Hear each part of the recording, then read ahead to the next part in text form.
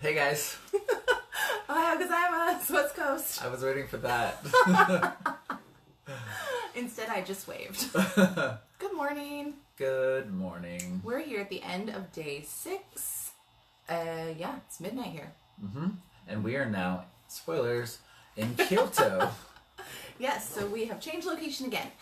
Mm-hmm.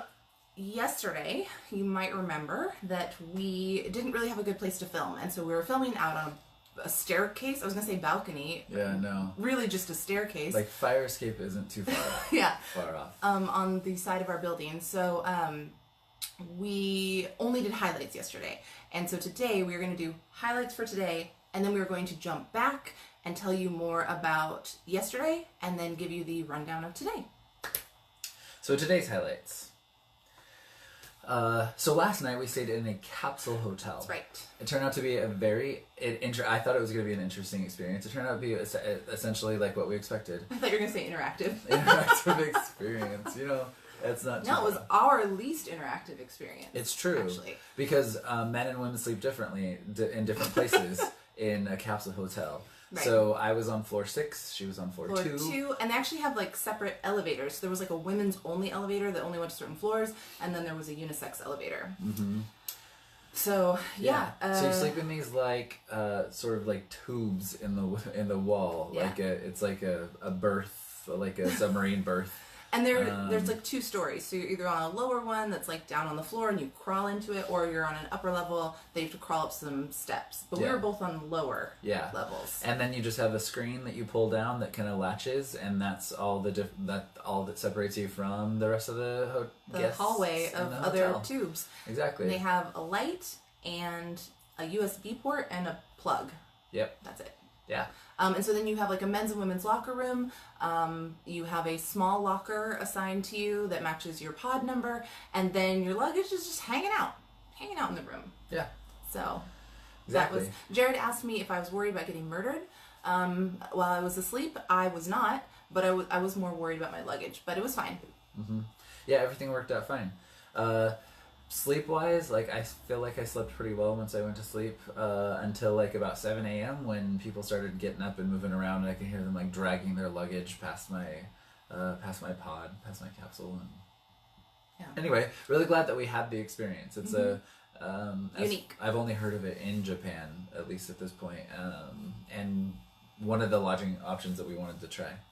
So then we checked out and decided to go run around Tokyo a little bit before leaving for Kyoto. We didn't have a set time to leave, like to get to Kyoto. We didn't have any like specific time that we had to be here, and we hadn't even really looked at train schedules. Like, we just knew it was going to take us a few hours, so we went and explored. We were staying really close to Sensoji Temple, which I think is the largest temple in Tokyo. Largest, I think and that's their or claim. oldest. I think it's largest. Mm-hmm. Anyway, so that was our first temple experience. We expect to have many more in the next few days here in Kyoto, because Kyoto is jam-packed, full of temples and shrines. So for the next couple of days, we'll talk nothing but temples. We'll try to talk about some other things. One of the blogs that we looked at warned us about temple fatigue in Kyoto, so stay tuned. Yeah. So, like we said, we're in Kyoto, which means we had to get here. So that was 2 trains, bullet train, and 2 subways, and a short walk, and we made it to our hotel. So that took some doing. Yeah. The Tokyo Station in Tokyo Pretty is big. a madhouse. It's huge. We were like, what day is it? They have like platforms all named, like they have 2, like we ran across like 2 platform 15s. Yeah. Like, We thought we were following signs. we went in and out of like check-in, like show your ticket here to get in, show your ticket here to get out, and then we're showing our ticket to get back in. We were just shy of like tracking someone down to be like, where is platform 15? Because for the longest time we couldn't find it. Yeah. And our tickets didn't say the platform, so we had to find the reader board to tell us the platform. We finally found that, and then we're like, well, shouldn't it be close? And we eventually got there. Yeah. One fun thing that happened on the train, we were seated next to an elderly Japanese woman. I thought when we sat down that she did not look so happy to be with us. She was with a group. We saw them like get on the train, and I feel like as soon as we sat down, she like immediately stood up and started like looking for her friends. But we had a I'm going to call it successful interaction with her. She did not speak any English, but was insistent on talking to us a little bit. And we were able to get enough of what she was saying to determine that she wanted to know what country we were from. And so we told her. So that was a success. And then she really wanted to give us some pamphlets that she was carrying. I think she just didn't want to carry them anymore. They were like tourist pamphlets for like a hotel and a spa. And but yeah, we were able to catch some words to know that like she was trying to give them to us. We'll have some visual aids later on, but yeah, there's like she like gave them in the envelope and then like gave us some reading material. But one thing that we haven't really talked about was that Jared and I took a quarter of Japanese before we came on this trip. That makes it sound like we took a lot. We did not. No. We're talking Saturday class. We're talking one was canceled because of snow, and then we also missed some because life happened. Yeah. So, but it was enough to give us a taste. We can both read hiragana. Jared can mostly read katakana. I'm like, I have like some of it. You got like one or two kanji under our belt. But, and then we know enough words to be able to kind of at least get across. Like, I was able to tell this woman that we didn't understand what she was saying. I know how to say that in Japanese. So we feel like even the tiny amount that we know has been super helpful. Super helpful. It's so nice to be able to like look at a sign and at least be able to sound it out. And we may not even know what it means, but occasionally it just it's super helpful. Yeah, so that was kind of fun. Anytime that we can like actually use something that we learned, that's been really great. And so that was getting here, and then I think this is our last highlight is our hotel that we're staying at. So we really tried to mix up the types of accommodations we've been staying in. That's why we're in the Capsule Hotel. And here in Kyoto, we're in like it's almost like an apartment hotel. Like when you think of like short stay, like like an extended stay in the States, I think is what where you have like a little kitchen. This place has a washer and dryer. It actually just has a ton of amenities, and it's so nice. Yeah. I love it so much. We actually, it is like, it's separated into two parts. Like there's a sliding door. We're in the bedroom right now. There's a sliding door between this and the rest of the hotel. There's a microwave, a toaster oven, a stovetop. Fridge and freezer. Freezer. Washer, dryer. Oh my gosh, like a full set of like plates, bowls, chopsticks, a closet with a window. Yeah, like there's we a window in our closet. Possible door to Narnia in the closet. We couldn't fit through. There's a giant bathroom that's like half the size of our last hotel. Yeah. Like it's beautiful, and actually and it has one of those like shower rooms. Yeah. You can dry clothes in that bathroom. There's like a setting on the wall. There's like a fan, and that'll. Yeah. I think we're just going to discover so many more magical things about this apartment while we're here. We're very happy about the place. Yeah. You kind of never know exactly what you're getting into, and typically it ends up being not quite as nice as it looked in the photos. But in this case, it is really nice. Very pleased. We're in a fun location, too. Yeah. Okay, that brings us to the end of our highlights for the day. For day 6. Yes. So this is the point where if you want to sign off... Thanks so much for watching, and we'll see you tomorrow. But if you want all the details from yesterday and today, stick around, because we're going to jump back to Tokyo and talk about our leaving Disney and our time in Akihabara. So where does that start? Right. So it starts with sleep. Yeah. So during the parks, we actually did count up the sleep, and I don't remember the exact. Thanks, Fitbit, for tracking that for us. Over like 4 days, I think I had like 18 hours of sleep, and you had less. Like 15, 16, somewhere in there. Something like that. Like combined 7 hours one night, combined 8 hours the next night. Good morning. Hi, Mom. Yeah, and anyway, this night we got like over 8 hours of sleep, and it was amazing. It was glorious. Then we packed up. While we were packing, so We've had a lot of really great resources for this trip. While we were in Disney, I mentioned the Brickers a lot in their blog. But for some Disney and then just general Japan travel, I had found this really awesome YouTube channel that it's called This Natasha, one word. And it's this woman, she lives in the UK, and she's just got great videos. I really like her style. She's a big Alice fan, so, you know, we connected over that. And she had a really awesome 3-part video about exploring the Akihabara neighborhood of Tokyo. So we played that while we were packing to kind of get inspired for the evening, because we didn't really have, some parts of our trip are pretty planned out as far as like location where we want to go, and then others were just like neighborhoods that we knew we wanted to explore. So this we knew there was a lot of stuff there to do, but we hadn't necessarily figured out exactly what we were going to do once we showed up. And we mentioned yesterday, Akihabara is kind of the like anime gaming central place, and it's so great that we watched her video, because what we learned was a lot of stuff is up, like not a lot of stuff at street level. It's like you go into these buildings and then there's several stories up, and without her tips we would probably walked around and like barely seen anything. Really, I mean, we would have been like, oh cool, there's lots of lights, and but we wouldn't have known to go in and like up to the 10th floor. So that was great. Stores. Stores that we went to. Natasha's favorite store is Yodobashi Camera, and which is like it's like an electronics store / department store. Right. If you've ever wondered what a seizure looks like inside your brain, go into this store, or really many Japanese stores. It was such a great like first store experience. It's loud. There are lots of people. There's like people doing live demonstrations of stuff. Frantic music playing.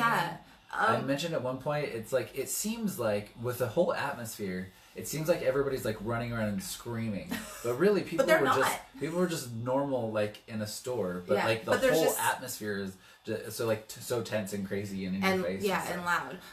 But it is a really cool store, and it has a lot of electronics, as the name would suggest, but it also has like a cosmetic floor. And I think, was that the floor that had a Tower Records on the... Sure. I think there was a Tower Records.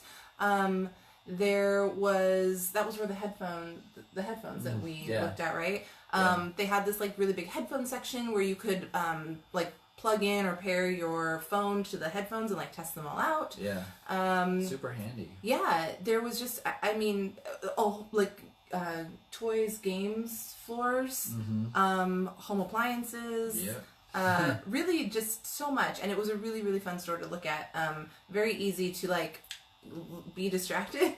I had to keep like... There's floors and floors of stuff. So I just really had to like stay focused, you know. And then we went to a store, Radio Kaikan? Kaikan? Which was, it's like a multi-level complex that has like little stores, and it's almost like a little mini shopping mall, really. And that had a lot of cool, like, that was very big on like figures, gaming cards, models, like if you were like building stuff, like building models. And there were some cool stores there. There's, Gauchapon? So really popular here, like it's everywhere, are Gauchapon machines, which are like put the money in, twist the handle, and you get a prize or a toy. Like in the little plastic capsule that you like pop open. So they're everywhere. Everywhere in Tokyo. You're just like walking down the street and they're just Gauchapon machines, like a section of Gauchapon machines outside of a store.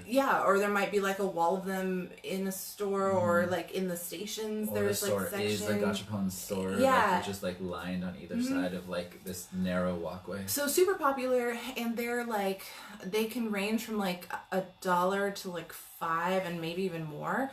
They're all varying prices.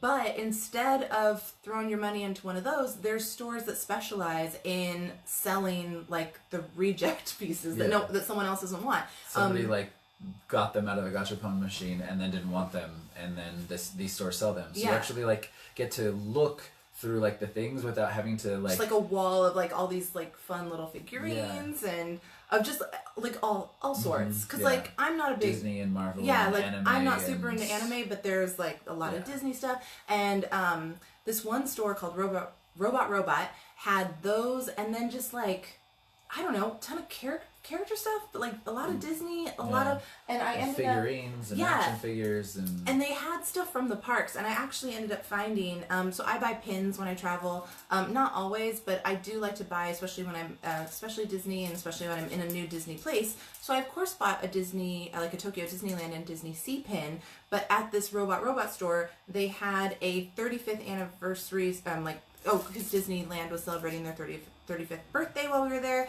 and there was like a pin. We'll see if I can get that up there. Is it gonna focus? A little bit. Mostly. Mickey and Minnie.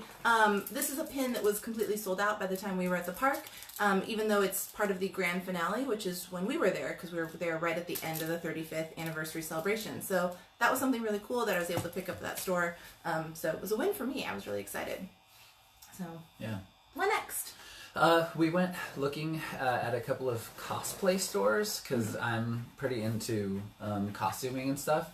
What we found were some kind of like just weird small places with not really a selection of stuff that I was interested in. No, but it was kind of neat that they still existed. Like I was very impressed by like just some good like solid basics. It was like if you need a range of multicolored wigs or gloves or I don't know. There was some good stuff. Yeah, I guess sometimes like I'd come across things and it'd be like I know that I need exactly this, but I don't know what I would need it for yet. But this would be perfect. If you lived here, you would know that you could go here to get it. Right.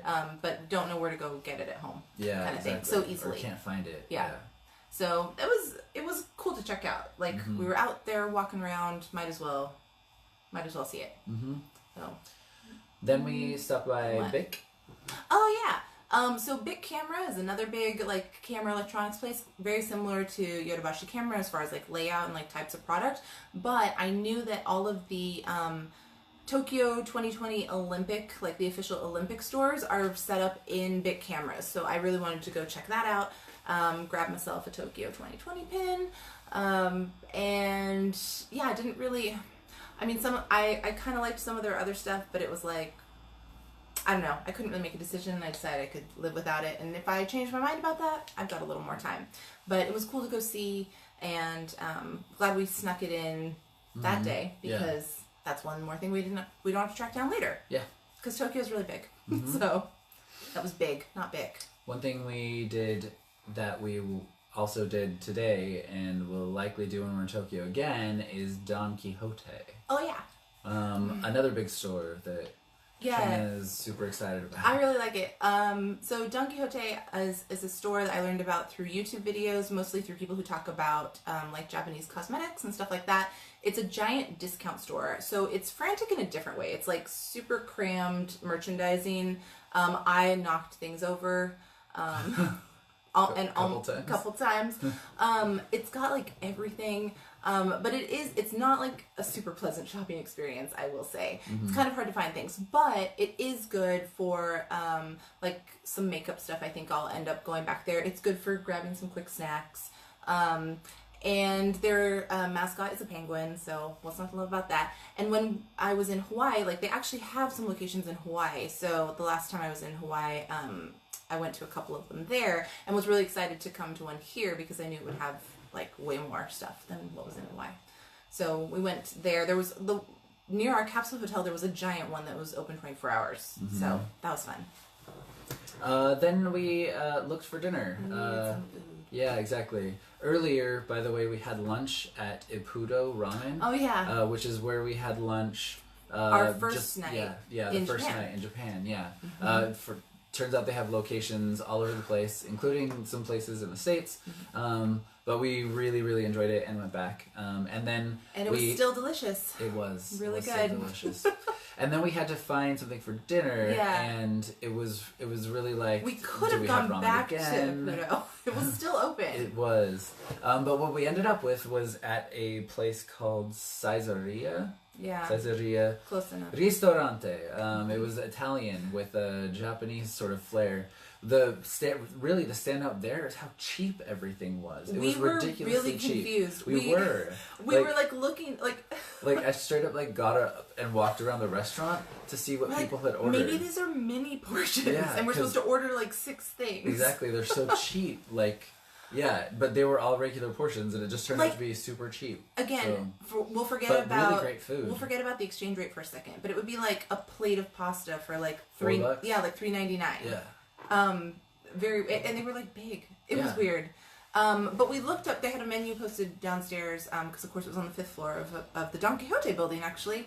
And they had a dish that looked really interesting, and it was called Doria. And so we looked that up, and it's like a baked rice dish that origin is a little fuzzy. We looked it up and found multiple places. Might be Italian, might be French, but I guess it's mainly served in Japan now, and so it was kind of like, okay, we're gonna go eat at this Italian restaurant, but with the Japanese flair, and we both had it, and it was really good. It was. Yeah. It was really hot and cozy and yummy. Yeah. Would eat again. A great end of the day experience. One thing that we experienced there that we haven't yet, like a part of, I guess, a common Japanese dining experience is that when we sat down, we were given menus, but then there's a button on the table that you have to push to like get a waitress to show up. Otherwise, they just leave you alone. So you push the button, she shows up, you tell her what you want, and then she pokes it into like a little handheld device, and then she's off again, and you don't see her again unless you push that button. Which was, like I said, apparently like a very common Japanese dining experience. But the first time that we had to experience it here. They also had an all-you-could-drink drinks bar. Like, that makes it sound like alcohol. It wasn't, but it was like self-serve. Yeah, like soda and juice and stuff. I found this apple soda that I drank like 4 glasses of. I pressed a button that I thought was going to be some kind of like lemon soda, and it actually ended up being tea, which is great. It was delicious. Yeah. Then we went back to our Capsule Hotel, made a video on the fire escape, and that brings you to yesterday. So I only slept like 5 hours in my capsule. I woke up like an hour before my alarm, probably from hearing people. I'm a pretty heavy sleeper, but once I was up, I just decided it was safer for me to stay up than try to fall back asleep and potentially miss my alarm. So...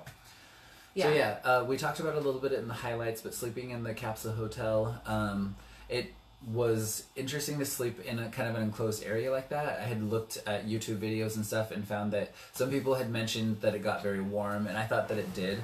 I decided to sleep with my head toward the end where like the screen is, where you climb in and out, so that if I wanted to, I could like lift it up and get some fresh air. And I did at one point, and that was really nice. Sleeping in the Capsule Hotel, actually, it's a very interesting situation. The way that they organize the whole experience is so that you can basically show up with nothing and stay there and leave again. You have to check out every night. It's not a multiple stay place. They have like showers and lockers. When you get there, you're given an amenities bag that has pajamas in it. Toothbrush and toothpaste, a towel so that you can shower, and all the shower stuff is available there. Slippers to walk around the hotel in. So you like change into that stuff. You go when you sleep, like all that's there. Or if you're me, you just change into your own stuff. Did you? Yeah, they're like one size fits all pajamas. Oh. Not gonna fit me. Yeah, I changed into mine. I kind of felt like I was in like this futuristic dystopia where everybody had to like wear the same thing and sleep in pods and stuff. I was just worried someone was going to yell at me for not wearing the right pajamas. Yeah. Luckily, mine were all, like, they were black, like, they were full black pajamas, and my pajama bottoms were black, so. Black with a sort of, like, futuristic flair. Yeah. Like, maybe you have to start killing each other. Yeah. For dinner. We stayed in the Hunger Games dome. Exactly. Really interesting experience overall.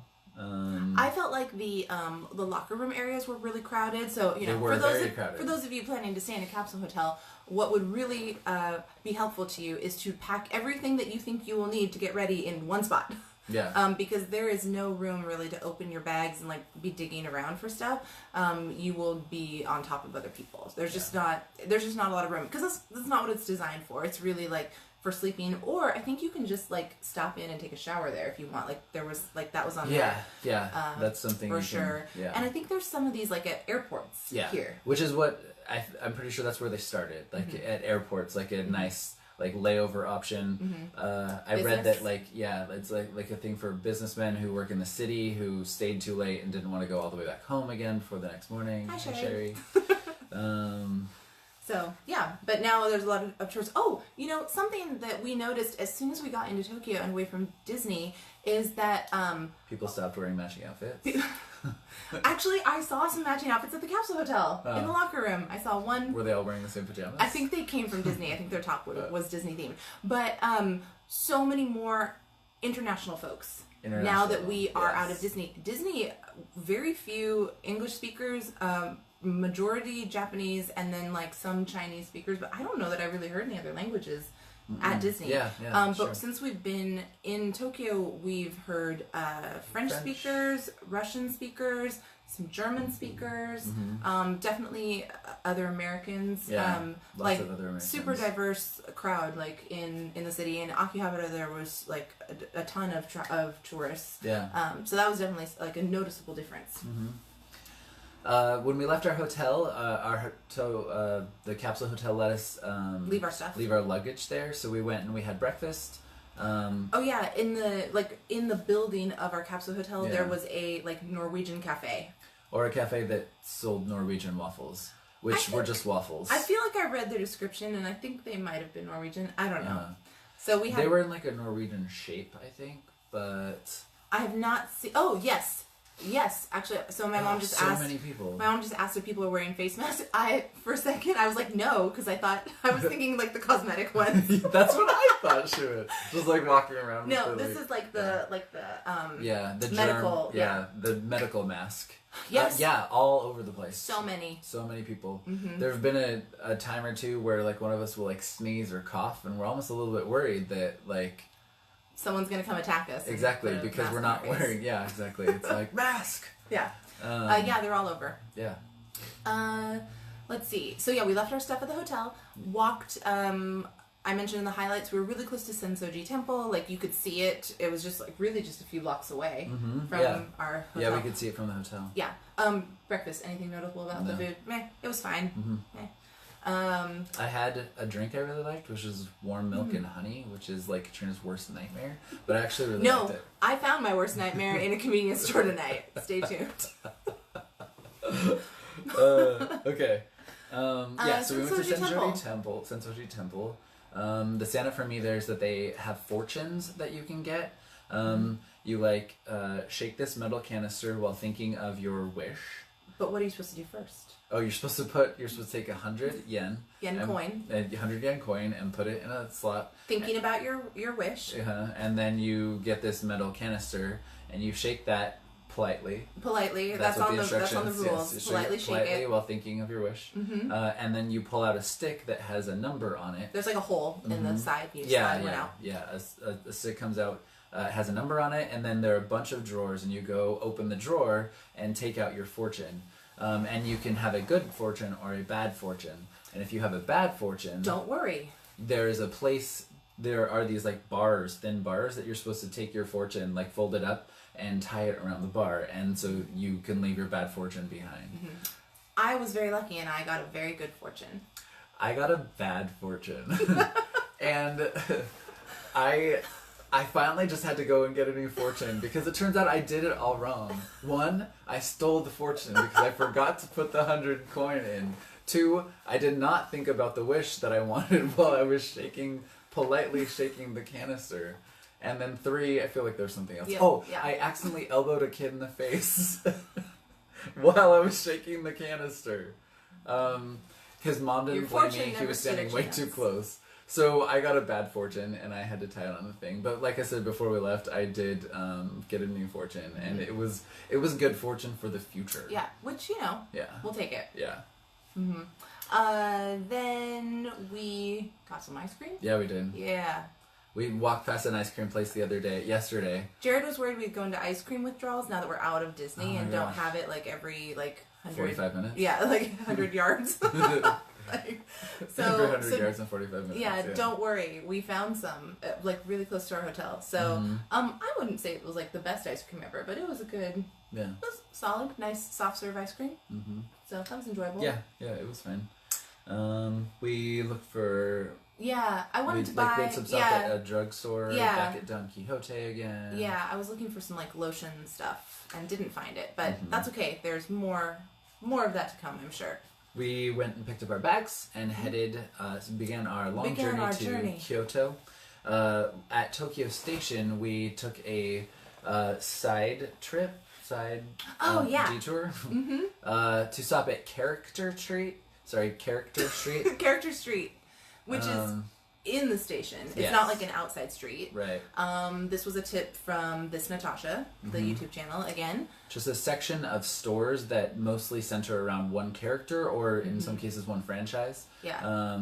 And you just walk down the aisle. I mean, there's also like a ramen street in Tokyo Station. So we did not make it down to that. But we checked out Character Street. Just took turns. We had all of our stuff with us, so we just took turns like running into the different stores. We walked through a treats store at one point, and we're given a sample of something called a caramel nut bar. Is that right? We were given an open sample. Yeah, it's like she opened the sample before she handed it to us. Yeah, exactly. Which made us eat it right away. Yeah, and we really liked it, so we bought really some. Effective marketing. Well done. Is. It's like you can't carry around an open cookie with you. You have to we had to eat it right away, and then I went back and bought us a box. Because of course you can't just buy one, because that's not how you take gifts home to your friends and family. You have to buy a box full of them. Very nice box. Very lovely box. And a very polite bag. Yes, and the bag told us that bringing back souvenirs for people would warm their hearts. So we think of that. So we bought some cookies for ourselves, and our hearts are warm. Warmed our own hearts. It was so great and delicious. Yeah. And then we had to figure out, this was the first day we were going to use our JR rail passes. So Japan rail passes. And so we had to go activate them by going to a JR counter. And we also reserved seats on the train, which you do not have to do, but it's highly recommended, and we would recommend it as well. Yes. You don't want to be fighting for a seat on these trains. No, it was really great to have that recommendation. Have that reservation, and just be able to go to the train right in the spot for the car that you're supposed to be in. Go in, know that your seat is reserved, take a seat next to an elderly Japanese woman, and enjoy the ride. Yeah. So. It was a pretty smooth ride. We talked in the highlights about how we had a successful communication with the elderly Japanese woman. Yes. Successful meaning that there was some amount of comprehension on either side of that conversation. Yes, she was very insistent on, I told her we didn't understand. Yeah. But she did not give up. Yeah. No, she didn't. I knew how to tell her we didn't understand in Japanese, and then she just kept trying. And we knew enough to know that she kept saying where. And then I don't know what she said, but there was something she said where I latched onto. She's trying to ask us where we're from. Yeah. And so we were able to tell her that, also in Japanese. And then she gave us some pamphlets. Not like she was a salesperson. I think someone gave her the pamphlets and she just didn't want to carry them around anymore. Sure. That's what it looked like to me. She made it seem like she was really gifting us something. Yes. And she used a word that indicated that she was asking, saying please take this, and I caught onto that word as well. So I said the phrase that you're supposed to say for thank you in that situation. But anyway, it felt like a success because we understood some stuff and were able to say some stuff. So it was fun. So then made it all worth it. So then we made it to Kyoto. And Kyoto Station was a marked difference from Tokyo Station. I am so happy with Kyoto, and was from the moment we got here. You loved it from love at first sight. Exactly. we got here, we're working our way through the station. There was a little getting turned around as we followed signs to get to the subway, but we got to the subway. We made it 2 subway stops to where we needed to be.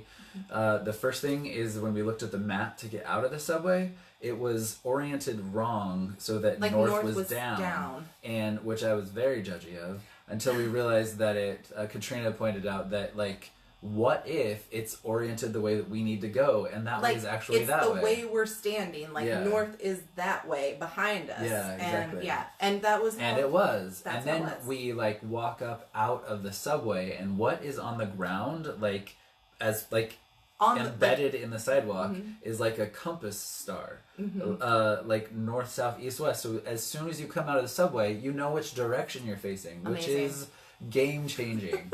And then we go like a block, and what is there hanging like at the street corner? A street sign. The streets here are named. Like in Tokyo. Apparently we couldn't find street names before. In Tokyo, like we're walking around and we have no street names. Like they were probably there. We probably just didn't see them. I navigate us a lot, and I was like, I hadn't even noticed they were missing. Yeah, apparently they were missing. I navigate us a lot, and we walked around in some circles in Tokyo. Like we're exploring. Anyway, it's fine. It's very nice. I appreciate the transportation infrastructure of Kyoto. Mm-hmm. So already off to a great start. Mm-hmm. We got to our hotel. Like check-in was super great. The lady at the front desk like explained things about like how to turn the hot water on, because if you want hot water, there's like a panel next to the sink and stuff where you have to like turn up or down the temperature on the water. The door, so it's a key card door, but the door doesn't lock automatically, which that's unusual. I've never encountered that. So we had to learn how to lock the door with our key card once we leave. So that was different. We originally had some plans for when we got to Kyoto, like that we would do some stuff, but we spent a little longer in Tokyo than we had originally planned. And then once we were here, it's probably like a dinner and then be done for the night. Yeah, because we hadn't eaten since our waffles. Yes. So it was time for more food. Waffles and ice cream. And... I just want to say, like, we gushed a little bit about the amenities in our hotel apartment. I might like go back and forth between calling it either, but it's like so nice. It really is. We mentioned it's like all the appliances. We have all the appliances here. It's super clean. We have toaster oven, microwave, fridge, freezer. Super fancy toilet. Yeah. Oh, yeah. This is the remote. Oh my gosh, you brought the remote. This is the remote for the toilet. This sits next to the toilet, and when I went into the bathroom, could not figure out how to flush the stupid toilet. Finally found a little button on the very side of the toilet that if you push it, I don't know what it does, but it does flush the toilet. And then, like, Katrina came in and we were looking around and she's like, how about this little button that says flush on it? And then I'm like, oh, by the way, this is also a remote control, because I found that out while I was looking for buttons. I can't believe you like took this off the wall and still didn't see like the 3 buttons that say flush. There's three different flush options. Yeah. So anyway, pretty intense. Yep, super fancy toilet. Yeah. And I just think it's worth pointing out that the best lighting for filming technically would have been in the shower. It was. But we opted to not film in the shower. The acoustics were a little odd. But great lighting. Yes, really great lighting. So really love this hotel. Highly recommend. The wallpaper is all sparkly. Mm-hmm. Yeah. There's just a lot of attention to detail where there doesn't need to be detail. Yeah. One of those details was waiting for us when we got here. I don't know. You have a visual aid. Oh yeah, I do. Oh my gosh. You guys. Perfect segue. There was like a little welcome sign addressed to me on their table. It was so sweet. We also got like a hand-drawn like map of like places we might want to go. And this says, thank you for staying with us. Have a good time. They're so sweet. So yeah, highly recommend. You're staying in Kyoto. Ask us for the details. While we're visually aiding, we have another one for something we skipped earlier. Yeah. Like yesterday when we... I have a pile of visual aids here. Yeah, yesterday when we left Disneyland to go into Tokyo, we then needed a way to get around. We needed to be able to get through public transport. Because our JR pass is only for like the long treks, like between cities. From like Tokyo to Kyoto.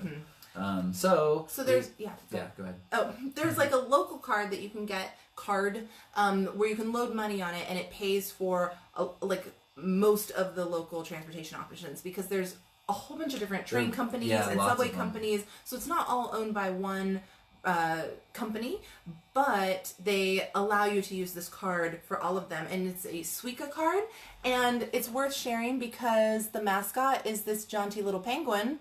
And I just think he's adorable, and there's like fun video ads of him and like print ads of him in the train station, and he's just living life and enjoying himself, trekking all over Tokyo and places, having fun adventures. So every time Katrina sees the penguins, a little bit of sunshine in her day. Yes, and you can use this to pay for things at convenience stores, which I did this evening. So that's fun. Just load money on that. And then I just want to share in Character Street, they of course have a Hello Kitty store, and so I got this little Japan, see, it's cherry blossoms, little Hello Kitty, little washcloth. So just sharing. So like we said, we are in our hotel, like ready for dinner and to be done for the night. So we found a place online, a ramen place. We decided to branch out from Ippudo. I know, even though there was an Ippudo, right? There is an Ippudo here, yes. Branch out, try a new ramen place. We found a place that had rave reviews. Like everybody was like, loved it, hidden gem. Can't believe, so good. Yeah, walking distance from here, so we walked down there and it was fine. It was okay. I'm glad we tried a new place. Yes, exactly. And this was one of the places, I guess this is pretty common, but it was the first one that we've done where you like select what you want from a machine and like you put money in, press buttons for your selection, and it prints out tickets, and then you hand those tickets to the restaurant people, and then they know what you ordered. So yeah, so the whole like ordering and taking money process is handled by this machine, and the people who work there just make the food and bring it to you. So it was cool to have like that experience, and it was also like one of those like really tiny little restaurants, like seat maybe a dozen people. Yeah, maybe about a dozen people. So I'm glad we tried it. Yeah, you know, we didn't like super care for the food. We on the way home stopped at a convenience store. Yes, we did. And bought all sorts of junk food. And kind of wished that we had that for dinner instead of the ramen. I found like a really yummy ice cream treat that I really like. So we had in Disney, there was like a shell-shaped ice cream, and we described it as sort of like the outside was like an ice cream cone, like those like softer ice cream cones. Yeah. And so that was what this was like, only it looks like a waffle, and then it has vanilla ice cream on the inside, and then there's like a strip of chocolate, like not chocolate sauce, but like a thin, hard piece of chocolate in the middle. But I just think it's delightful. It's like an enclosed ice cream cone, and I think it's fabulous. I highly recommend that as well. Once we made it back to our hotel, we thought we were in for the night, but had got a wild hair about maybe trying to go find ourselves a Miyazaki DVD. Because you know our room has a DVD player. Exactly, it has a DVD Blu-ray player. Found out that there is a used DVD place, and with just a couple blocks away, and it was still open after like 10:30. So we decided to go check it out. It turned out we did find the one that I would have wanted, but it was $35.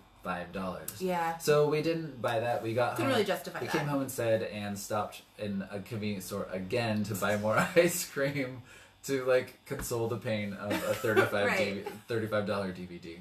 And then now we're here. Now we're here. Yep. Yeah. Which ends our update. Yes. Our recap for the 2 days. I think so that's if you've hung in this far, thanks for thanks so much. Hanging in there with Thanks us. for joining us. Come back tomorrow. Yep, we're in Kyoto for the next 4 nights. Yeah. I think.